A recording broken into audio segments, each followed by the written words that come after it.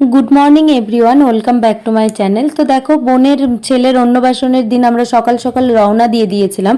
আর বাসে যেতে যেতে তোমাদের সাথে এই জায়গাটা শেয়ার করলাম, কারণ এত সুন্দর লাগছিল না এই তাল গাছ ঘেরা পুকুরটাকে, তাই তোমাদের সাথেও একটু শেয়ার করলাম। তারপর পিসিমণির বাড়িতে ফার্স্টে চলে গেছিলাম, আর ওখানে গিয়ে দেখো ভাইয়ের দোলনাতে আমার মেয়ে কি সুন্দর দোল খাচ্ছে। আর ওখান থেকে তারপরে রওনা দিয়ে দিয়েছিলাম বোনের শ্বশুরবাড়ির উদ্দেশ্যে। তো দেখো আকাশটা কি সুন্দর লাগছিল, এত সুন্দর লাগছিল না, মনে হচ্ছিল পাহাড়ে ঘুরতে যাচ্ছি আমরা।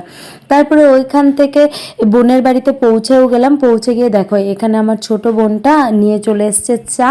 তো এখানে চাটা খাওয়া দাওয়া হলো। তারপরে এই দেখো আমার মেয়ের কি সুন্দর নাচ।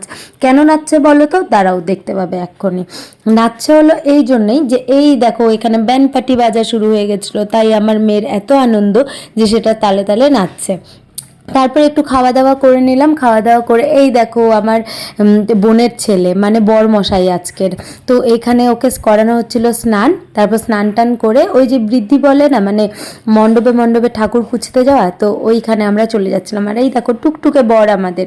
তারপরে ওইখানে ফার্স্টেই গেলাম এই মন্দিরটাতে, এটা একটা মনে হয় মনসা মন্দির ছিল, তো সেখানে গিয়ে পূজা দিয়ে নেওয়া হলো। তারপরে এইটা আর একটা দুর্গা মন্দির, আর এইটা কিসের মন্দির আমি জানি না। এখানে এই সমস্ত মন্দিরগুলোতে গিয়ে পূজা দেওয়া হলো, আর লাস্টে এই বজরংবলীর মন্দির।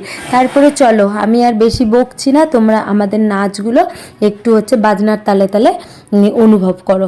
কীরকম নেচেছিলাম আমরা, সেই নেচেছিলাম, দারুণ মজা করেছিলাম। তো চলো দেখে নাও। তো আজকের ভিডিওটা এইটুকুই, আবার দেখা হবে পরের ভিডিওতে। ততক্ষণের জন্য ভালো থেকো, সুস্থ থেকো এবং বিন্দাস থেকো, আর আমার ভিডিওতে লাইক করে দিও।